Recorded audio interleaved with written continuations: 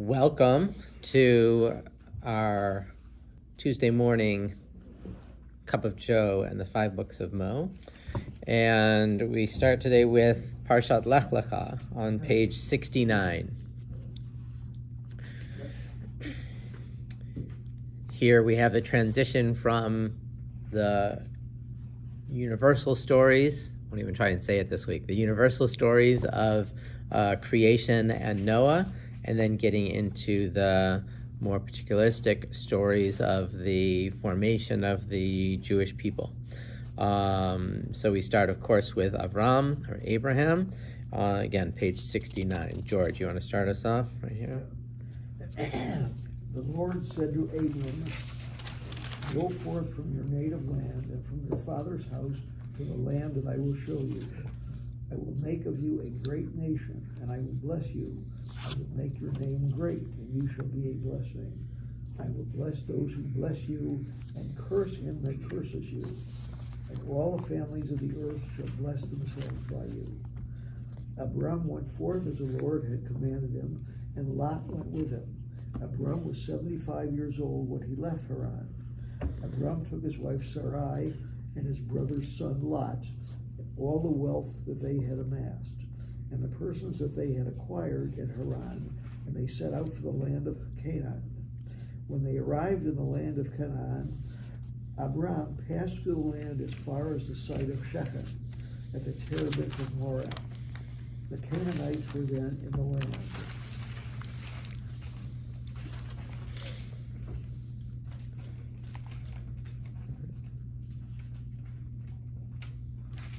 The Lord appeared to Abram and said, "I will assign this land to your offspring." And he built an altar there to the Lord who had appeared to him. From there he moved on to the hill country east of Bethel and pitched his tent, with Bethel on the west and Ai on the east. And he built there an altar to the Lord and invoked the Lord by name. Then Abram journeyed by stages toward the Negev. Okay, so here we have this movement of Avram from his native land, as it says, and there's three stages in the Hebrew: me'artzecha, mimoladetecha, mibeit avicha, from your land, from your birthplace, from the house of your father, your ancestors, to this land that I'll show you. And then very quickly it jumps and starts talking about Canaan, but earlier on it's just very general. And then we see and indented here in the English, which is an interesting way of them setting it up, a little, maybe it's poetic, this blessing: "I will make of you a great nation, I will bless you, I will make your name great, and you will be a blessing. I will bless those who bless you and curse them that curses you." So we have different questions as to what does this mean, here you go, George, pass those around. What does this mean to be blessed? Who's being blessed? In what way? And so that's what we're going to look at briefly here from the sources. I didn't jot down who the first one was.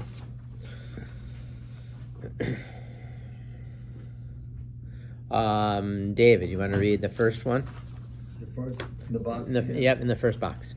There are many agadot concerning this, but let's put this, and these shall be blessed. Right. There are many agadot concerning this, but the plain sense of the text is as follows. A man says to his son, "May you become as Abraham." This too is the meaning wherever the phrase Yevarechecha Lecha. and in you shall be blessed occurs in Scripture, and the following example proves this. Lecha Yevarech. By you shall Israel bless their children, saying, "May God make you as Ephraim and Manasseh." Okay, so this one of the questions, right? So what does it mean that these people who bless you shall be blessed? And he's saying that the sort of the simple, the plain meaning is that they're going to say to each other, right? may you be like Abraham, right? And we could then come up with a list of things that maybe that means, right? That you have a relationship with God, that you prosper, that you have a good family, whatever. That we could come up with those types of things. Invoking Abraham's name, just as the Israelites are told later on to bless their children with Ephraim and Manasseh, the sons of Joseph, Jacob's grandchildren. That's a sort of a simple understanding of what it would mean to be that they shall be blessed. Blessing those who bless you. Go ahead. Was Abraham considered perfect when you think of Moses as having been almost perfect except for his one offense when he struck the rock? Right. Did Abraham do anything for which he? Well, I think that that in terms of God saying to about Moses, well, this is an area that you failed, and so you're not going into the land. I think if we read the text, we might find other places. Yeah. A story where Yitro comes with Moses' family, Tzipporah and his children, and Moses goes and greets Jethro and seems to, at least in the text, seems to ignore his family, right? So that there's other things that we might see about Moses, and I think similarly about Abraham. There's nothing I can't think of anything where it specifically says God was displeased with Abraham because of this or whatever else. But I think that there's other areas where we can say, maybe he wasn't the greatest in certain areas. Coming up about saying Sarah's his wife. Right. Okay. How he treats Sarah in that respect, right? In those stories, and there's a couple of them that it happens. Even him starting to follow through with the Akedah, with the binding of Isaac. We can judge and we can say, was that really a good thing or not? Or we give Abraham a lot of credit for Sodom and Gomorrah speaking up and saying, don't, if there's righteous people here, don't destroy the city and so forth. And so we give him a lot of credit, but maybe he should have just said, don't destroy the city, right? Maybe he should have even gone further and said, it's the wrong thing to do. You learn that with the flood in the first place. Perhaps this enforces the concept that he wasn't perfect. Mm-hmm. He's human, right, and not angelic. Nice, right. I think so. So I think that we one of the nice things about the characters in the Torah is that their flaws aren't brushed over, right? We don't say, oh yeah, no, they were all perfect, and that allows us, right, to say in ourselves we're allowed to be imperfect as well. We're working on it, right? It's something to keep focusing on, and but we atone for it, yeah. And right, we atone for it. Whether atoning / trying to be better, right? All the time. Yeah. Nice. Okay, so there's one understanding of, and they shall bless themselves by you. Now, the next one from Kedushat Levi of Berdichev, Len. Okay. I shall bless those who bless you, and those who curse you, I shall curse. At first glance, it seems strange that the Torah changed the order of subject and object when speaking of anyone who would curse Abraham. Okay, you see what it means by that, right? It says, I will, where is it? I will bless those who bless you, and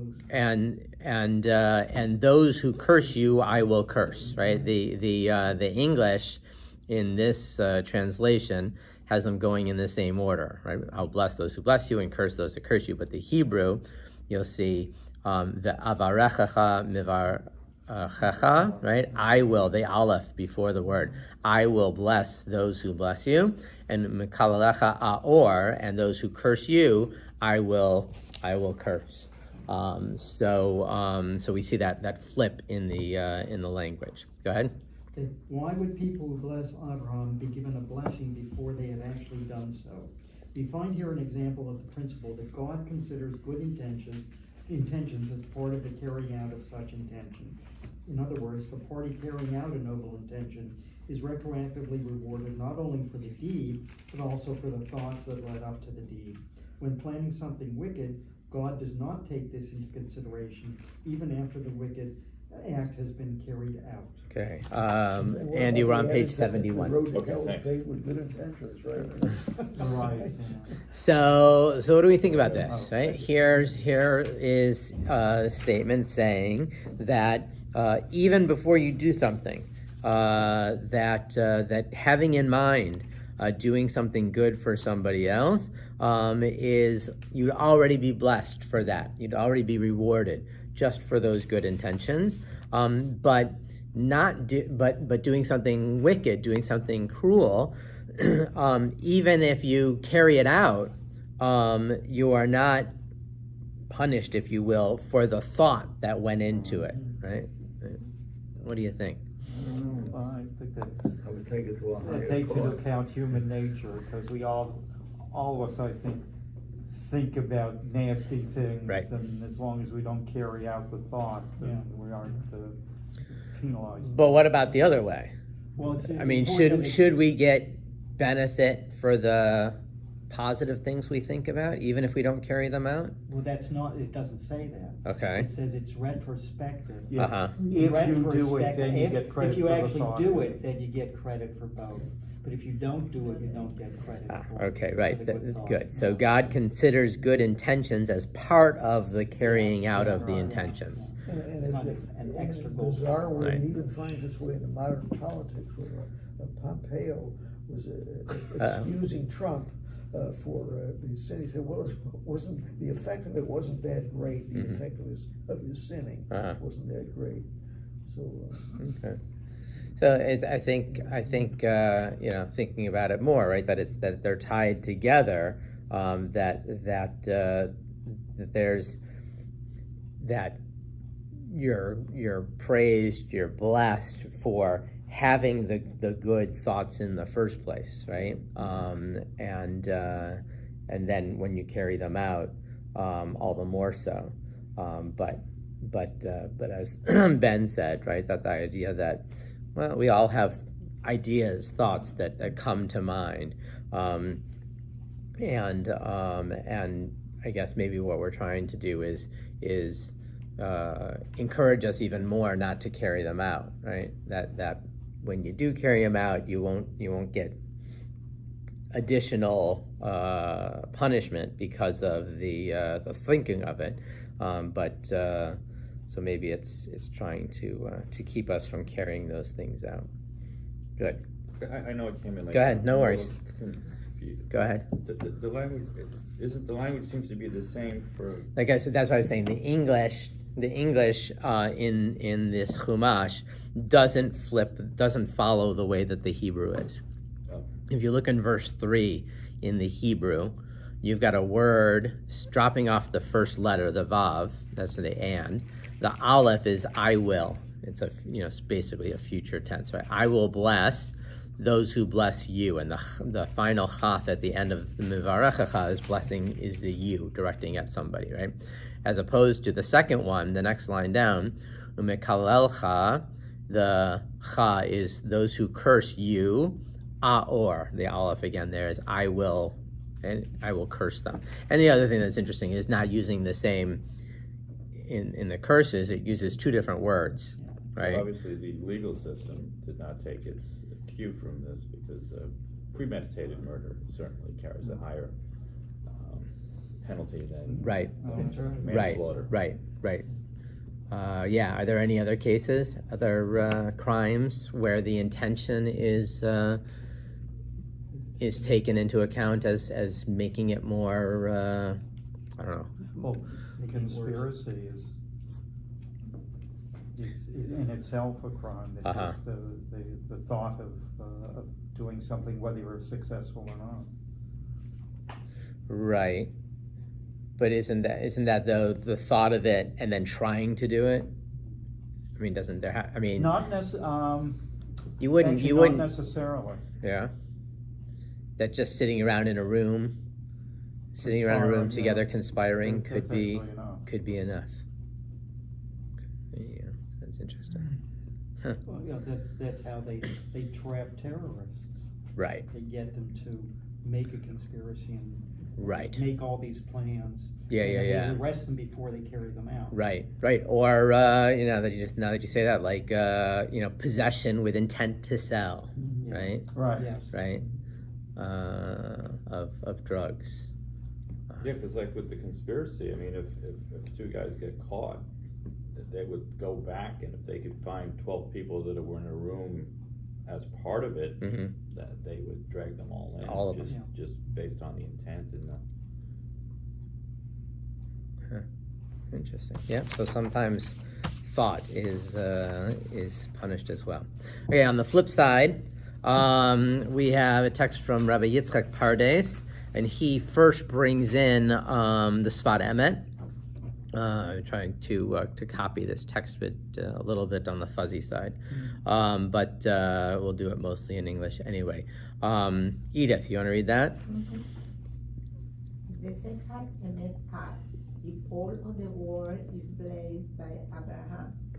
Who is that is cursed? Okay, so here you go. We're looking at this line. All the families on earth shall bless themselves by you. So if everybody's blessed, who's left over to be cursed, right? You have to have volunteers. Volunteers. Nice. Go ahead. He replied to what is dissimilar. To an opponent of the Chassidim that cursed the Chassid. Chassid. Even still, he wants his children to be like the Chassidim. Okay, so we had in these times, where these Hasidic rabbis are speaking, you had the Hasidim and the Mitnagdim, right? The opponents of them. So an opponent of the Hasidim came and curses a Hasid. And still, right, there's sort of that in some ways underlying, hope, right? Oh, maybe my child will grow up to be a chassid too, right? That would be okay, right? So there's still that underlying possibility of blessing, if you will. Go on. And in a similar way, there are those who explain the verse in Parashat Hasnu. Okay, then there's the verse, and it breaks down. Children unworthy of him, their baseness has played him false. That's the verse.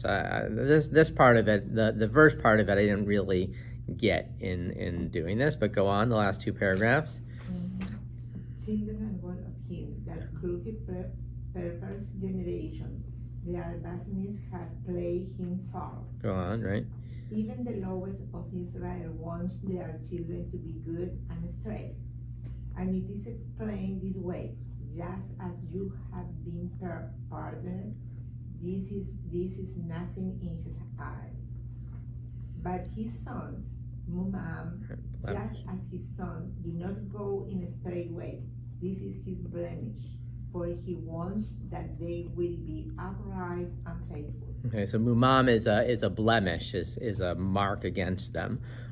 So the blessing is that even things that they've done, right? It says, just as you've been pardoned, this is nothing in your eyes, right? So yes, you do something, but you'll get excused from it, and you want your children, right? Even if they don't go in a straight way,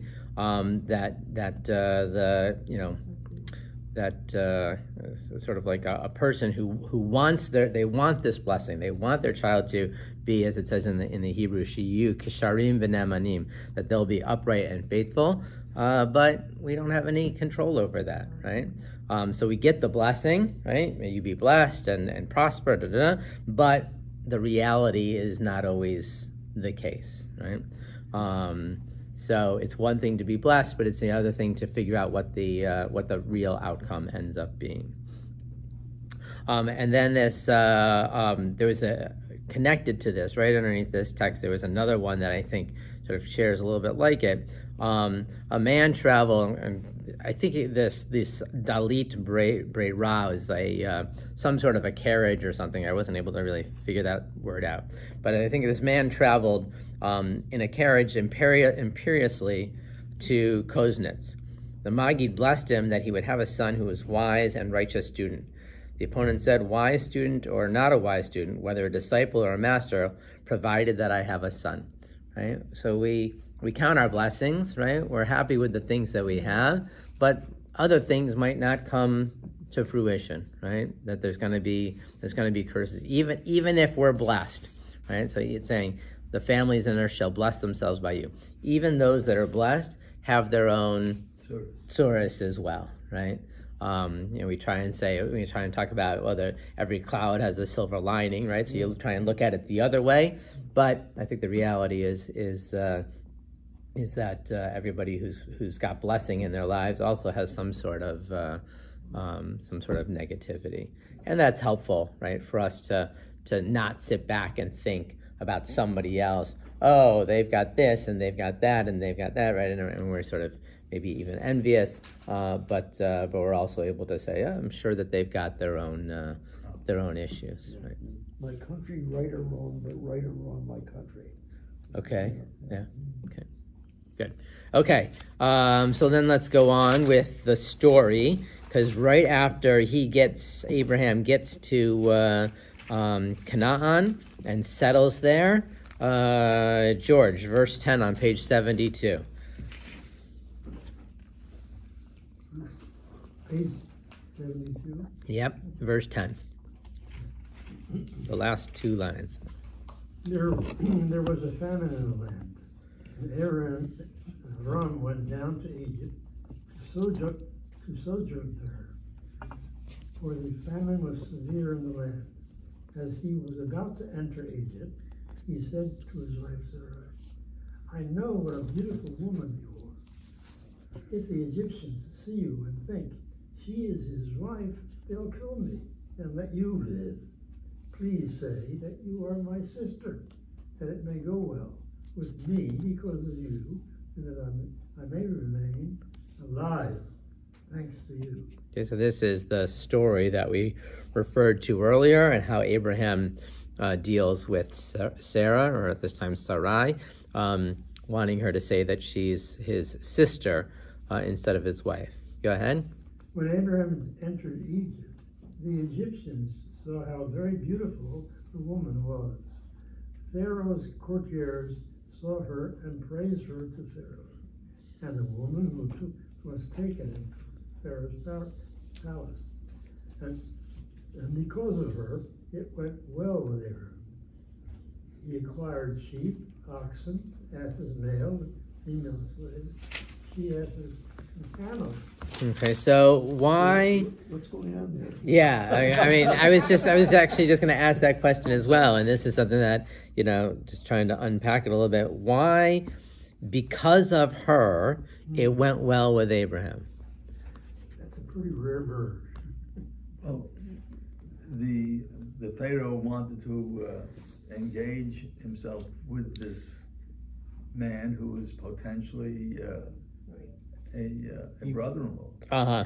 Yeah. Okay. He was in a position to give her hand Right. in marriage to him. So it's sort of like when Eliezer goes to find a wife for Isaac, right? He brings all these gifts and starts lavishing them upon the family and all that as a way to entice them then to allow their daughter to be married to him. Okay. But as a brother, is that his domain, or is it just that he is pleasing her by just being nice to her brother? Right.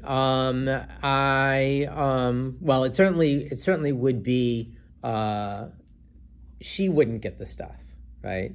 It's a very patriarchal system. If there's no father in the picture, then the brother is the next in line, both in terms of receiving this, but the reason why receiving it is because it's now his responsibility to take care of a sister. Women were they didn't have property. They didn't have a way to support themselves back then, and so they basically moved from their father's household when they got married to then their husband's household.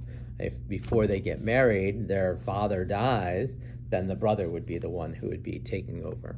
And we again see that in some of the other stories where the arrangement is happening between the suitor, if you will, and the brother, or brother, brother-in-law. She is becoming one of the Pharaoh's concubines. Or that potentially, right, is being courted to do that.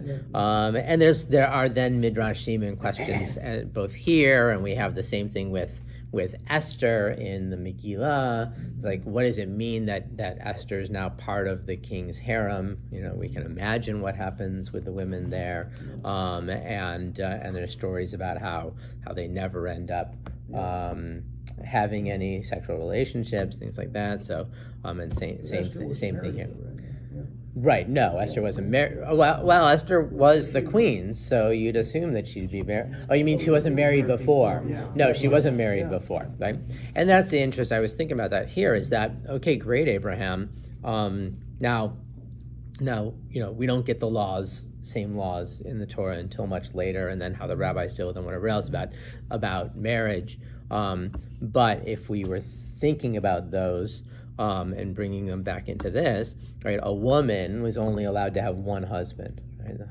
Men were allowed to have more than one wife, but a woman was only allowed to have one husband. And here he's setting up a situation where she could end up being married a second time, if you will. But Abraham accepted these gifts, did he not? Yeah.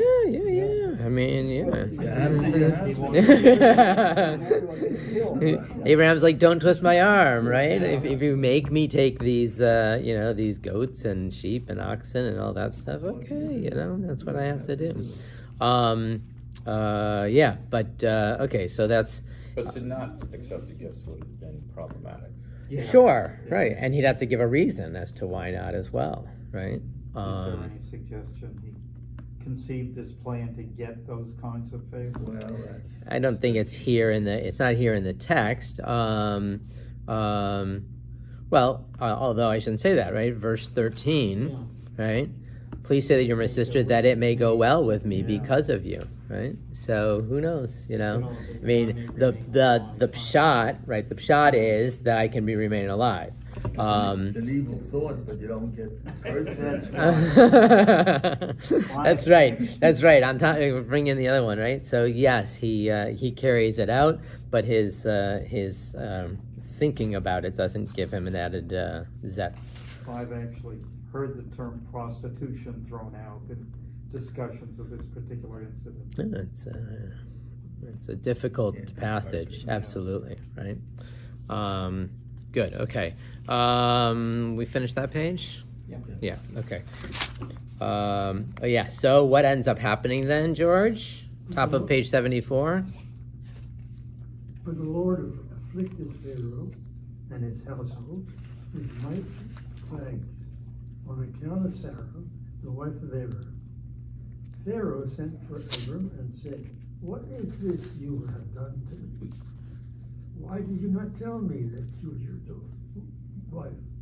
Why did you say she is my sister, so that I look her as my wife? Now here is your wife. Take her and be gone." And Pharaoh put men in charge of him, and they sent him off with his wife and all that they possessed. Okay, so first of all, how does Pharaoh connect the dots? He gets this plague, right? He and his household have this plague. How does he jump to the conclusion that it's because that it has anything to do with Sarah and Abraham, right? In the text, we don't know. Down below in the comments, in verse 18, what is this you've done to me? Pharaoh, suddenly made suspicious as a result of the affliction, must have interrogated Sarai, who admitted her true status. Abraham makes no effort to justify his conduct. Right, so a little bit of questioning, and Sarah lets it known that she is in fact Abraham's wife. At the end of it, we also could see Pharaoh wanting everything back, and that doesn't happen, right? Yeah. They sent him off with his wife and all that he possessed. For some reason, Pharaoh ends up letting him keep everything that they had given him on behalf of Sarah. Well, he may be somewhat afraid of Avram because Nice. he obviously has God's protection. Mhm. If this kind of thing can happen to Right. him simply for taking possession of Sarai. Right. So you can have that, and also they're now striking up a relationship, right? And on some level, you want to have good relationships with your neighbors, and even if they're seen as enemies, maybe to say, okay, go ahead, keep everything, just get out of here. Right? We just don't want you around. Or everything is tainted and cursed and just. Okay, could be another Yeah, view, that's true. right? Could be another view, right? And there are a lot of feelings back then, certainly around that idea, right, of something being cursed. He's a loser, but he gotta look like a winner. Okay, yeah, he wants to save face on some level. Right. Nice. Okay, chapter 13, Ben. From Egypt, Avram went up into the Negev with his wife and all that he possessed, together with Lot. And Avram was very rich in cattle, silver, and gold.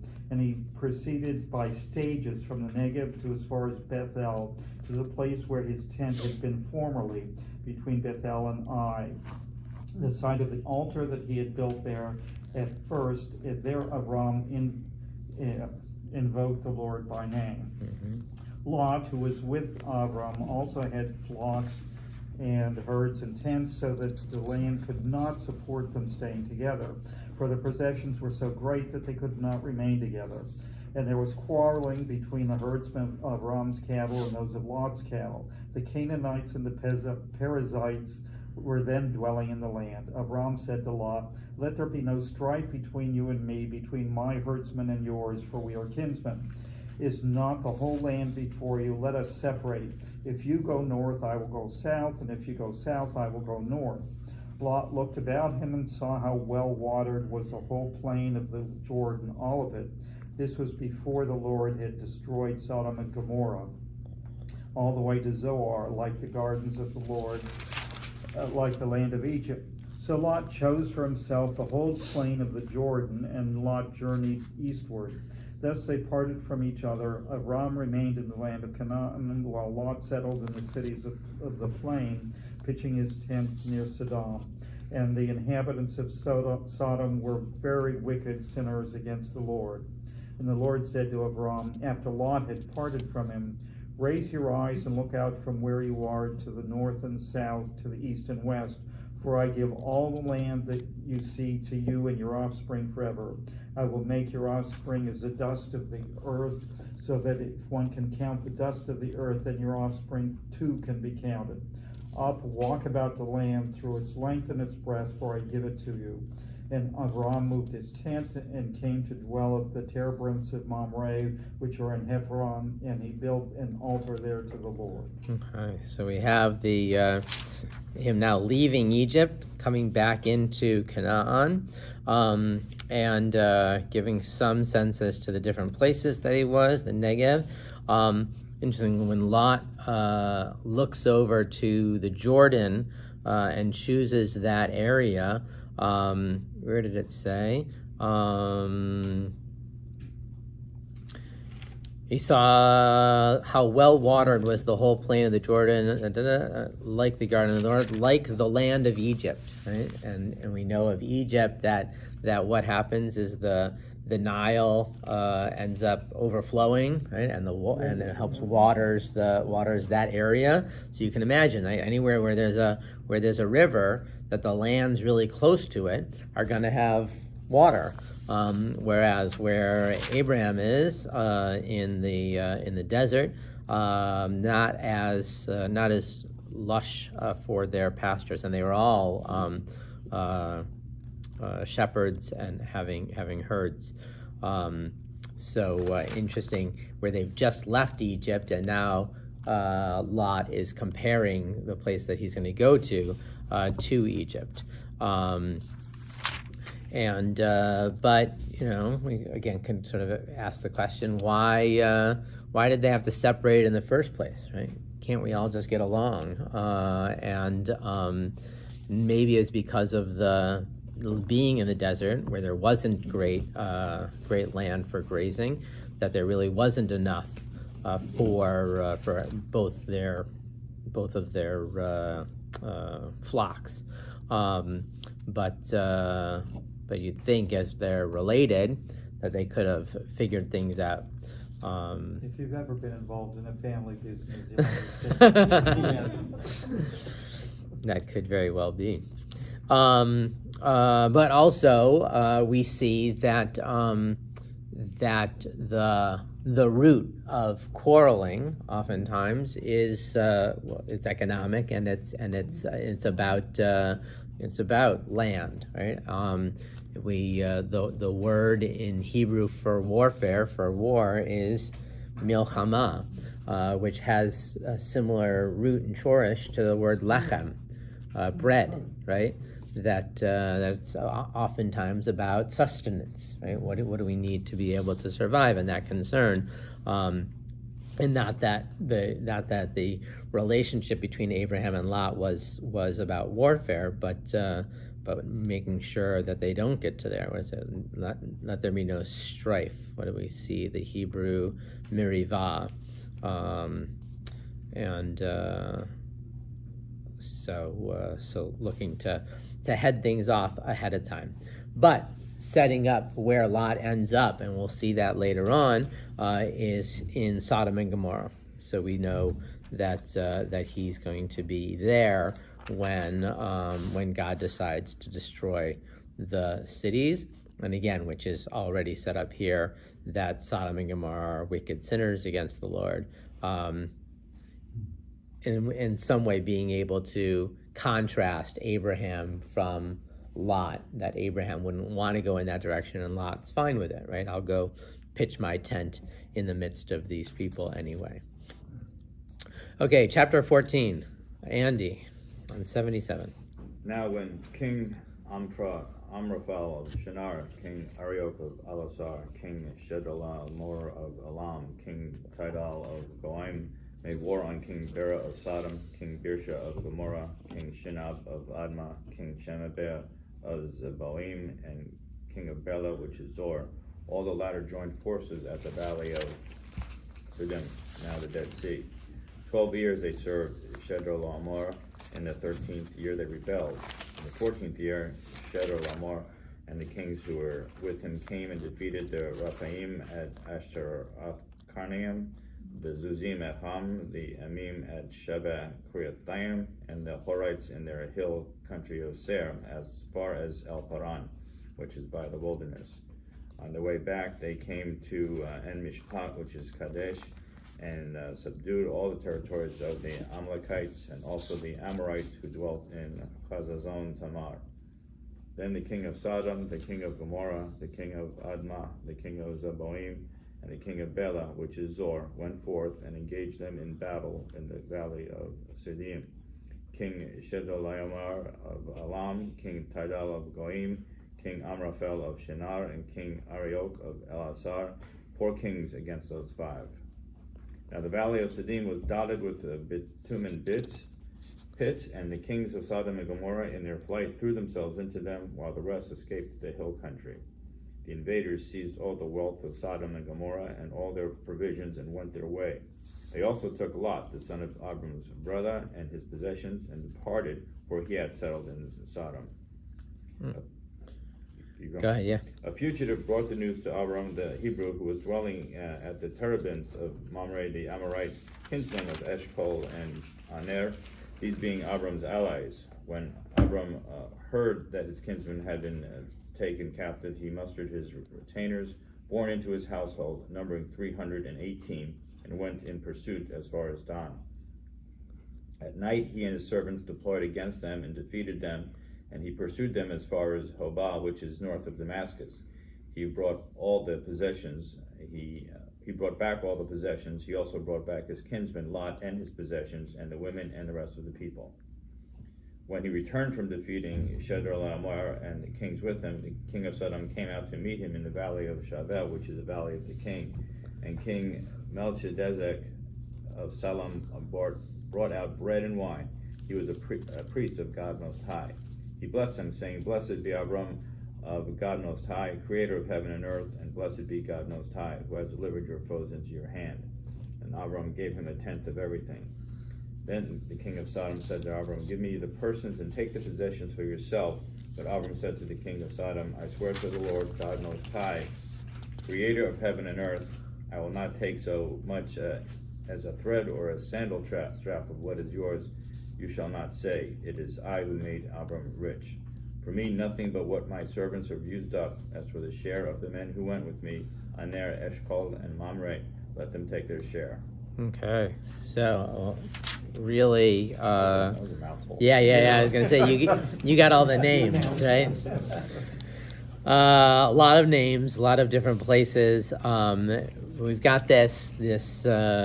We're seeing other battles happening in this area, and we see groups that have banded together. 5 kings in one group, 4 kings in the other. Things don't go well for them, and what does it say? 2 of them threw themselves into the bitumen pits. That can't be a good thing.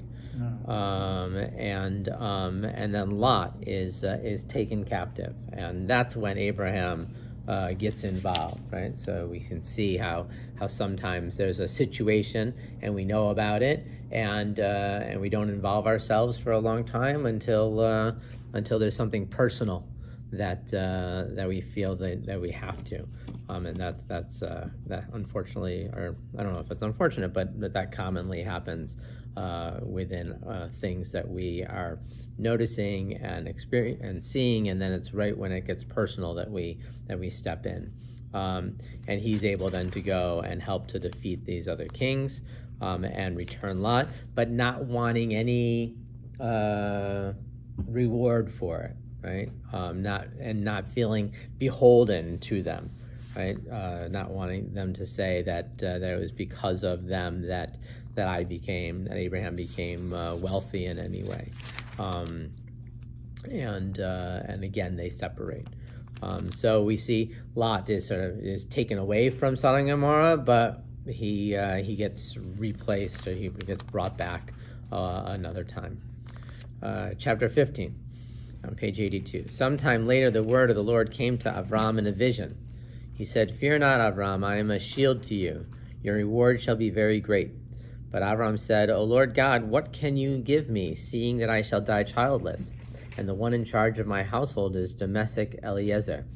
Avram said further, Since you have granted me no offspring, my steward will be my heir.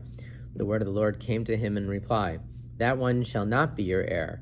None but your very own issue shall be your heir. He took him outside and said, Look toward the heaven and count the stars, if you are able to count them. And he added, So shall your offspring be. And because he put his trust in the Lord, he reckoned it to his merit. And so here's, in some ways, a second blessing. And we got it earlier on, and we already had one of the regular formulations of your offspring will be like the sand of the seas, and here is the one. Here we get where it says this. It will be the stars of the sky, but Abraham is already. There's already this sense of him and Sarah being barren, of not being able to have children. We don't have a sense at this point how old Abraham is. We get some of that later on, but already there's okay, and we've got to start having the family, and he's already thinking it's not going to happen. I'm going to have to hand things over to my servant instead, and he'll have to carry on. But God says no. Don't worry, you'll have an heir, and eventually your offspring will be like the stars in the sky. Go ahead, George, verse 7. Then he said to him, I am the Lord who brought you out from Ur of the Chaldeans to assign this land to you as possession. And he said, O Lord God, how shall I know that I am to possess it? He answered, Bring me a 3-year-old heifer, a 3-year-old she-goat, a 3-year-old ram, a turtle dove, and a young bird. He brought him all these and cut them in two, placing each half opposite the other, but he did not cut up the birds. Birds of prey came down upon the carcasses, and Abram drove them away. As the sun was about to set, a deep sleep fell upon Abram, and a great dark dread descended upon him. And he said to Abram, "Know well that your offspring shall be strangers in a land not theirs, and they shall be enslaved and oppressed 400 years. But I will execute judgment on the nation that they shall serve, and in the end they shall go free with great wealth. As for you, you shall go to your fathers in peace. You shall be buried at a ripe old age. And they shall return here in the 4th generation, for the iniquity of the Amorites is not yet complete." When the sun set and it was very dark, there appeared a smoking oven and a flaming torch which passed between those pieces. On that day the Lord made a covenant with Abram, saying, "To your offspring I assign this land, from the river of Egypt to the great river, the river Euphrates, the Kenites, the Kenizzites, and the Cadmonites, and the Hittites, and the Perizzites, the Rephaim, the Amorites, the Canaanites, the Girgashites, and the Jebusites." Okay, so here's another part of the promise, and this is called the covenant between the pieces, Brit Ben Habitarim, and so it's sort of in two pieces where Abraham cuts up these animals that he's told to cut up, and then this sort of transition, right, where it says, "And the darkness fell upon a deep sleep fell upon Abram, and a great dark dread descended upon him," right? That the sense of nighttime being a time of uncertainty and fear, and God says, "Don't worry about it," right? You're going to again be blessed, and then there's the smoking oven and flaming torch which passes between the pieces. So he's got some sort of a vision that accompanies this promise, this covenant, and then setting up a biblical understanding of the boundaries of the land that's being given. Len, page 86. Sarai, Abram's wife, had borne him no children. She had an Egyptian maidservant whose name was Hagar. And Sarai said to Abram, "Look, the Lord has kept me from bearing consort with my maid. Perhaps I shall have a son through her." And Abram heeded Sarai's request. So Sarai, Abram's wife, took her maid Hagar the Egyptian, after Abram had dwelt in the land of Canaan 10 years, and gave her to her husband Abram as concubine. He cohabited with Hagar, and she conceived. And when she saw that she had conceived, her mistress was lowered in her esteem. And Sarai said to Abram, the wrong done me is your fault. I myself put my maid in your bosom. Now that she sees that she is pregnant, I am lowered in her esteem. The Lord decide between you and me. Abram said to Sarai, "Your maid is in your hands. Deal with her as you think right." Then Sarai treated her harshly, and she ran away from her. An angel of the Lord found her by a spring of water in the wilderness, the spring on the road to Shur, and said, "Hagar, slave of Sarai, where have you come from, and where are you going?" And she said, "I am running away from my mistress Sarai." And the angel of the Lord said to her, "Go back to your mistress and submit to her harsh treatment." And the angel of the Lord said to her, "I will greatly increase your offspring. They shall be too many to count." The angel of the Lord said to her further, "Behold, you are with child, and shall bear a son.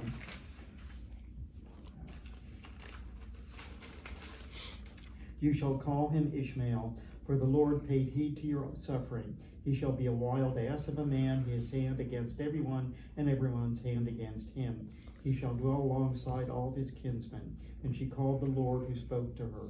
"You are El Roy," by which she meant, "Have I not gone on seeing after he saw me?" Therefore the well was called Be'er Ishal Roy. It is between Kadesh and Bered. Hagar bore a son to Abram, and Abram gave the son that Hagar bore him the name Ishmael. Abram was 86 years old when Hagar bore Ishmael to Abram. Okay, so here we have this interplay with Sarah and Hagar.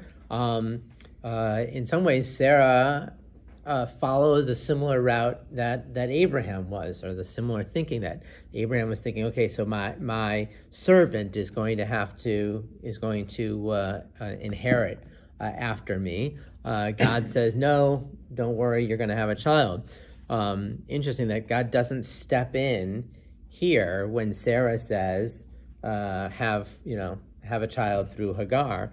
And instead allows it to play out. I was sort of noticing that until Hagar is out in the wilderness, God is sort of absent from this story, and then steps in there where the angel of the Lord finds Hagar there.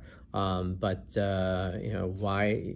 In some ways, the question could be asked: why does God allow it to move on when there should still be this promise being carried out of them having their own child? And again, if we want to talk about George, about flaws, here would be a question of faith, right? Do you? But when I say that, right, faith, but also the recognition that we are supposed to do things to bring things about, right? So it's that balance between just believing and having faith and taking action. So here Sarai and eventually Avram take the action to have an heir, even if it's through Hagar. Because it does fulfill the promise. Right. He is Abram's son. Absolutely, right. Yeah. Absolutely. And certainly within their thinking, that's the logical way to go. Is that it's his children that are going to be the important ones. Great. Okay. And chapter 17 on page 89. Edith. When Abraham was 99 years old, the Lord appeared to Abraham and said to him, I am El Shaddai. Walk in my ways and be blameless. I will establish my covenant between me and you, and I will make you exceedingly numerous. In this one parsha, we have so many different times with this blessing and covenant and agreements that God is making with Abraham. Go ahead. But, Rabbi, Mhm. here, when we read, then we saw that Abraham was 60 and something years old. Right. Just earlier, right, when Ishmael is born, he's 86. Yeah. So now we're 13 years later, right? Oh, That's an okay. important number, right? Mhm. So Ishmael is now 13, and we're going to see where that plays in at the end. Okay. Abraham threw himself on his face, and God spoke to him further. As for me, this is my covenant with you. You shall be the father of a multitude of nations, and you shall no longer be called Abraham, but your name shall B. Abraham. It went from Avram To Abraham. Abraham. Right. Okay.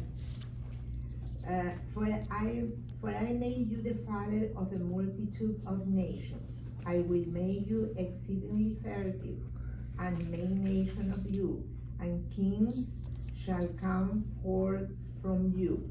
I will maintain my covenant between me and you your offspring to come, as an everlasting covenant throughout the age, to be God to you and to your offspring to come. I assign the land you sojourn into you and your offspring to come, all the land of Canaan as an everlasting holding. I will be their God. Okay, so here we have the name change from Avram to Avraham. Go ahead. God further said to Abraham, as for you, you and your offspring to come throughout the age shall keep my covenant, Such shall be the covenant between me and your offspring to follow, which you shall keep. Every male among you shall be circumcised. You shall circumcise the flesh of your foreskin, and that shall be the sign of the covenant between me and you. And throughout the generation, every male among you shall be circumcised at the age of 8 days. As for the homeborn slave and the one bought from an outsider who is not of your offspring, they must be circumcised, homeborn, and purchased alive. Thus shall my covenant be marked in your flesh as an everlasting pact. And if any male who is circumcised fails to circumcise the flesh of his foreskin, that person shall be cast off from his kin. He has broken my covenant. Okay, so here we have the sign, if you will, right, of the covenant, the agreement. There's sort of this, okay, I'm going to do this for you, and you do this for me, and the covenant is really an agreement. So the agreement between God and Abraham, here's his role within it. And again, this promise of making you a father of multitude nations, and we see this come out where Christianity, Islam really come from Judaism and from this line. But also the forcing of the slave. Yeah. Too is kind of problematic. Yeah, I think so. Right, there's a difficulty there in terms of the slaves, but figuring out in what way are they, and maybe it can be seen as a positive, where the slaves are supposed to be seen as part of your family, right, and not just property, and that if you see them as part of your family, then maybe there's better treatment for them. That would be a healing of that section. Okay, George, finish this up, verse 15. And God said to Abraham, Okay. As for your wife Sarai, you shall not call her Sarai, but her name shall be Sarah. I will bless her. Indeed, I will give you a son by her. I will bless her so that she shall give rise to nations. Rulers of peoples shall issue from her. Abraham threw himself on his face and laughed, as he said to himself, Can a child be born to a man 100 years old, or can Sarah bear a child at 90? And Abraham said to God, Oh, that Ishmael might live by your favor. God said, Nevertheless, Sarah your wife shall bear you a son, and you shall name him Isaac. I will maintain my covenant with him as an everlasting covenant for his offspring to come. As for Ishmael, I have heeded you. I hereby bless him. I will make him fertile and exceedingly numerous. He shall be the father of 12 chieftains, and I will make of him a great nation. But my covenant I will maintain with Isaac, whom Sarah shall bear to you at this season next year. And when he was done speaking with him, God was gone from Abraham. Then Abraham took his son Ishmael, and all his homeborn slaves, and all those he had bought, every male in Abraham's household, and he circumcised the flesh of their foreskins on that very day, as God had spoken to him. Abraham was 99 years old when he circumcised the flesh of his foreskin, and his son Ishmael was 13 years old when he was circumcised in the flesh of his foreskin. Thus Abraham and his son Ishmael were circumcised on that very day, and all his household, his homeborn slaves, and those who had been brought from outsiders were circumcised with him. Okay. So early on in the parsha, we have the line that says that Abraham and at that point Avram and Sarai, they leave and they head to start heading to Canaan, and it says that they go, and all the souls that they had amassed in Haran. I'm trying to find it here. But the question is asked who they are, There you go. Avram took his wife Sarai and his brother's son Lot and all the wealth that they had amassed and the persons that they had acquired in Haran. So one answer to that is these slaves, the people that they have with them. Another answer is that they are converts, right? Other people, converts. What are they converting to at this point? But other people that have said, "Oh yeah, Avram, I like what you're selling. Right? We like this idea of monotheism. We're going to go with you. We want to be part of your tribe." And so these are the people maybe that we're talking about that also go ahead and have circumcision at this point, the entirety of their household, right? And it really then would set them apart from the other tribes that are there in the area. So it really goes from the beginning of the Parsha to the end, where we see the formation of a family, of a clan, goes beyond Abraham and Sarah, and also includes everybody else that the sort of they've touched, that they've brought in. This is the first big deal about the circumcision in the Torah. Yeah, this is it, right? This is the point, and then we hear about it with Isaac, and I wouldn't say that we really hear about it. I mean, until we get to the story later on about the Israelites traveling through the desert, that they, I think that they end up having circumcision again. But it's not like, when Jacob's born, they talk about his circumcision, and Joseph and all the other, it's not brought up again until much later on. But yeah, this is the key point. And straight in there, that they're supposed to do it on the 8th day. Right, that's not even a rabbinic, right? That's straight in the text. Let's see what it says here. Oh yeah, this is partly the teaching that I like.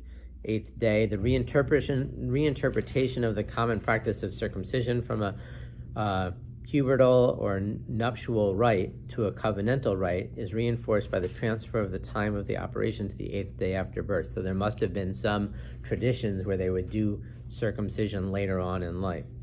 The 8th day is especially significant because the 7-day unit of time completed by the newborn corresponds to the process of creation.